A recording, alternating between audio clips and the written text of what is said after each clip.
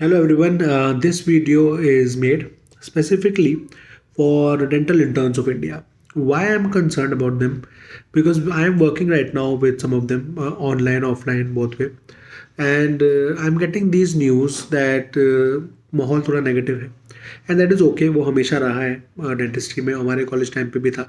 But मुझे ये खबरें मिल रही हैं और मैं ये देख पा रहा हूँ इंटर्न्स में और स्टूडेंट्स में जिनके साथ हम काम कर रहे हैं कि जो भी क्लिनिक पे कुछ सीखने आता है उसको बहुत ज़्यादा अलग सिनेरियो लगता है. उसको एकदम से उसकी आंखें खुल जाती हैं. उसको लगता है कि सर हमें तो पता ही नहीं था कि बात भी करनी पेशेंट से कितनी डिफ़िकल्ट है, या मैनेज करना बिज़नेस को कितना डिफ़िकल्ट है, या टीम बनाना कितना डिफ़िकल्ट है, क्या-क्या चीज़ें करना होता है. हमें भी ऐसी शॉकिंग लगा था. बट हमें ये पता था कि हमें जब क्लिनिक जाएँगे तो हमें कुछ नई चीज़ें पता लगेंगी. इंटर्न्स का, स्टूडेंट्स का कहना ये है कि कॉलेज में ऐसा कुछ हमें नहीं बताया जा रहा कि कुछ नया सिनेरियो बाहर मिलेगा. उनको लग रहा है कि you will get successful because you will get A degree, or you will get a better degree, maybe a post-graduation degree, or you will get successful because you will have a lavish clinic. You will get successful because for weird reasons. So I request dental interns to please open your eyes and listen to me very carefully about 3 points. अगर आपको लग रहा है कि सिर्फ skill सीख जाने से, चाहे वो ग्रेजुएशन में हो चाहे पोस्ट ग्रेजुएशन में हो, आप डेंटिस्ट्री में सक्सेसफुल हो ही जाएंगे, ऐसा नहीं है. डेफिनेटली स्किल बहुत मैटर करता है और आपको बहुत अच्छे से सीखना चाहिए. बट उस स्किल को दिखाने के लिए, उस स्किल को करने के लिए, उस स्किल को अच्छे से यूज़ करने के लिए आपको पेशेंस चाहिए.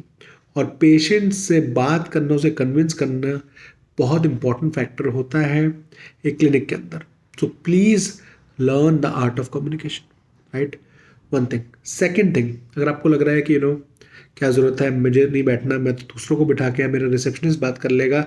नहीं, आपको कितना भी बिजनेस सेंस हो, आप MBA क्यों ना कर ले, अगर आप खुद चीज़ों को हैंडल करना नहीं सीखेंगे, आपको खुद प्रैक्टिस मैनेजमेंट नहीं आता होगा, तो आप उनको नहीं सिखा पाएंगे. क्योंकि आपकी जो टीम होगी वो आप पे निर्भर करेंगी, चाहे वो दुनिया का सबसे एक्सपीरियंस रिसेप्शनिस्ट, एक्सपीरियंस असिस्टेंट क्यों ना हो. अगर आप उनको अपनी नीड के हिसाब से नहीं डाल पाएंगे, क्योंकि वो जहाँ से भी सीख के आया होगा वो अपनी चीज़ें अप्लाई करेगा. और ज़रूरी नहीं कि जिस क्लिनिक की चीज़ें वो सीख के आया है वो ही रूल आपके क्लिनिक में अप्लाई होकर सक्सेसफुल हो जाए. क्योंकि हर एरिया का अलग तरीके का पेशेंट है. हर एरिया में अलग तरीके का पेशेंट अलग तरीके से बात करता है, अलग तरीके से चीज़ों को समझता है, अलग तरीके से चीज़ों को जानता है, पहचानता है, मानता है.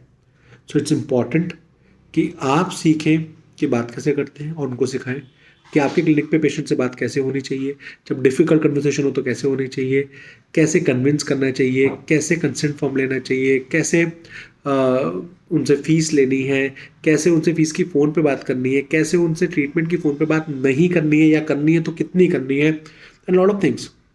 So this is a request to the interns, because obviously colleges cannot, maybe they can, but right now they do not want to invest in this कि वो अलग से आपको कम्युनिकेशन और प्रैक्टिस मैनेजमेंट और ये सब सिखाएं.